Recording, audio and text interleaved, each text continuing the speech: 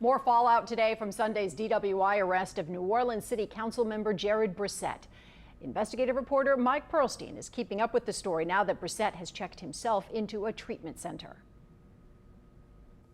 Yes, Karen, we received Brossett's apologetic statement yesterday, but what we don't know is how long the District D councilman is going to be away from his official duties.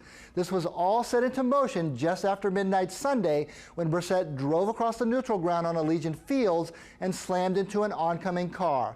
Within hours of being booked with DWI and reckless operation, Brossett announced he is checking into a treatment center.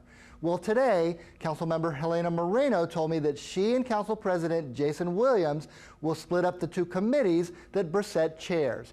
Moreno said she will head up the Budget Committee, while Williams will chair the Emergency Preparedness Committee. Another possible issue for the council is the future of those take-home cars that are issued to each council member. The policy allows for restrictions or termination of driving privileges for violations, including DWI.